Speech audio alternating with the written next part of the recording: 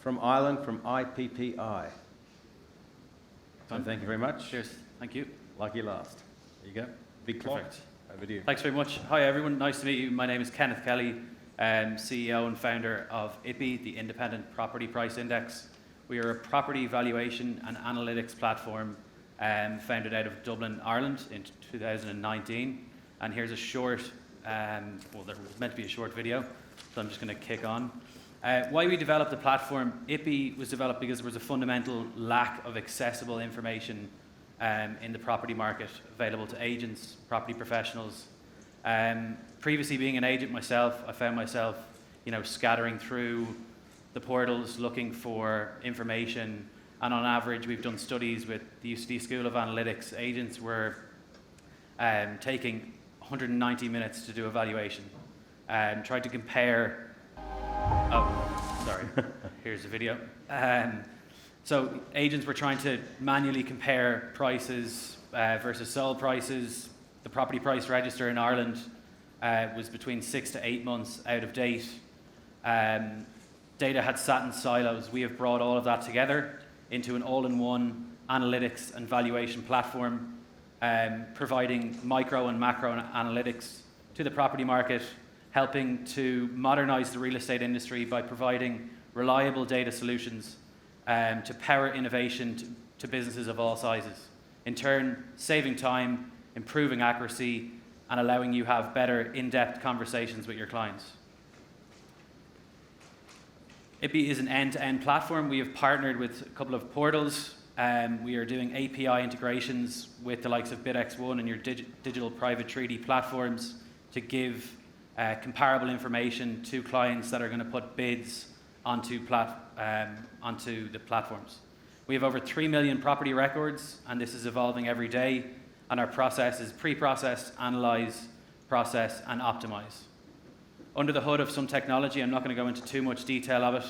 The business model, we run a subscription as a service model to real estate agents, valuers, investors, brokers, and of recent, some financial institutions in Ireland.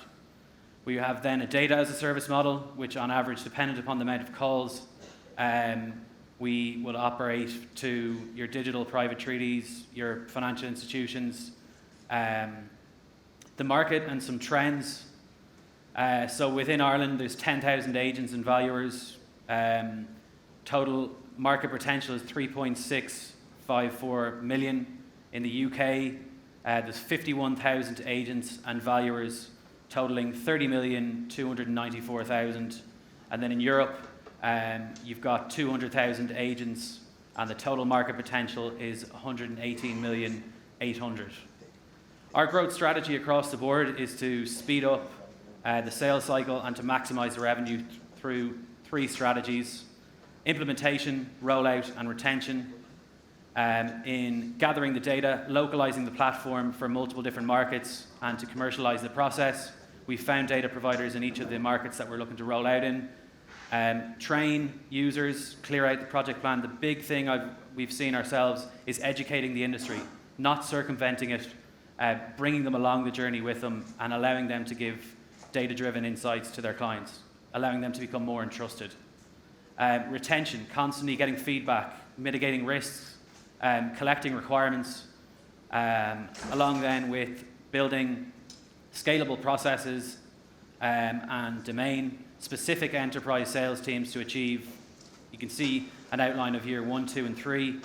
1,500 major paying clients in the Irish market in year 1. 1.7 million ARR. We've partnered with an association of real estate agents, iPPi, who have an affiliation with Tagova, which will help us roll out across Europe. Year 2, we're looking at hitting 5.2 million ARR.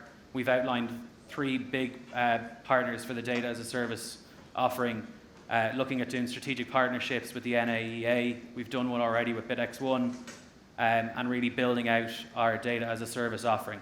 Year 3, we're hoping to hit 5,000 major paying clients and 14 million ARR. Some of the strategic pillars for growth: customers, platform, people, and funding. Become the Irish leader, rolling out process like we've done in Ireland across Europe. internationalize into different markets, delivering our product roadmap, which we've done out, and you can have a look at if you wish. Continue building the team in areas to execute the plan, and to build out a world-class technical team. And obviously we wouldn't do this without funding that will help us along the journey. Next step is our financial performance. So sustainable gross profit margin of 86%, targeted EBITDA margin of 31% in 2022, employee headcount forecasted to raise from 5 to 15, and projections are forecasted based on the numbers below, and you can see a more in-depth financial projection if you wish. Here's the team. So some of us call us a three-legged stool. We've been called worse. John Kennedy has domain knowledge for over 25 years and is a partner within the space that's built out CRMs. Anthony John, 25 years experience. Danilo is a software developer in over 6 different regions.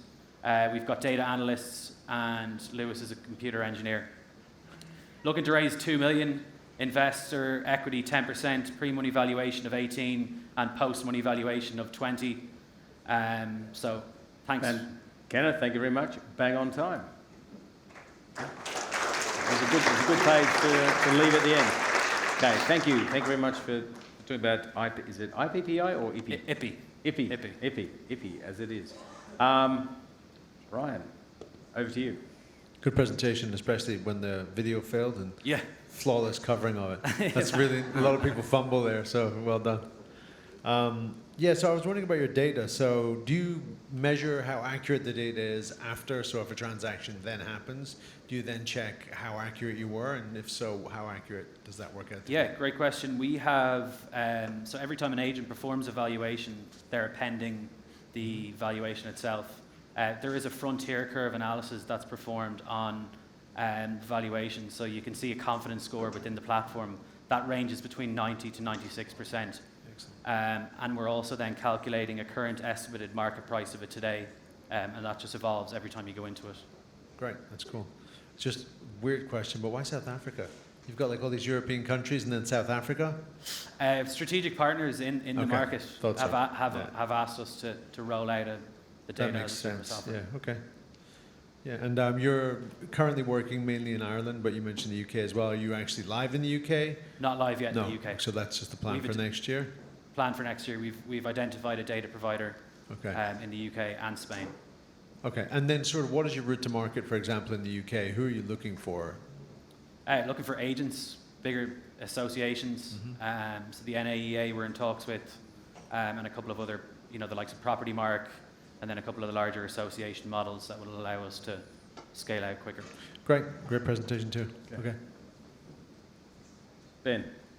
So your 375 live clients now, they're all in Ireland? Yes. Yeah.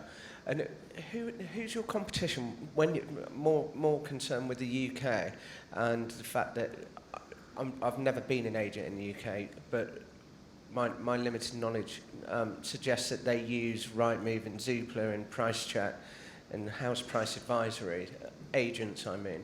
How will you compete with their data? What does yours add that theirs doesn't? Yeah, good question. We've built out the Blue Book, which is a registered standard valuation for the banks. So the Blue Book is quite a long 17 to 20 page document that's not being offered currently in the UK. So that would be one of our key USPs to get ahead. So they can pre-populate the data within the form of valuations. Again, the confidence score within what's being generated across the AVMs in the UK, there's an estimate valuation. So there's the likes of Home Search, Realise. It's a deep pond, so yes, it would be difficult. I think we've proven the concept within the Irish market. I think now is our test to get outside of Ireland. Okay, thanks, Gonzalo. Yeah, great presentation. I like this. Everything that has to do with data and providing data to help businesses. I think it's more than welcome, no, for any industry. So, but my question is more about the business model. So you're saying that you are revenues come from right now from a subscription based that I guess is limited to a number of inquiries or whatever, and then a data model that it's I understand it's all you can eat, no, for big institutions. So that, what is the percentage more or less now that you see in the market in Ireland, percentage that you see, or is it? Because sometimes, and I've seen this before, sometimes, pricing here is key, right? Because you're not going to be able to increase the potential that you showed us in Europe, but pricing can clearly play something interesting within your business. What I'm trying to understand is why would I choose data model? Why would I choose the subscription base, and what's the percentage now? So yeah, so good question. The subscription model is you've got access to sold history. You can produce market reports. The data model is a microservice you can embed, let's say, on a property website to give comparable information based on a specific listing or a customizable report. So if you're looking at a digital private treaty platform that would have a property listing up, they want to give market reports on that property.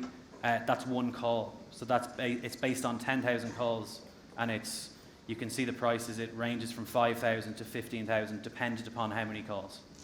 Okay, thank you. Fantastic. Kenneth, thank you very much. Excellent presentation.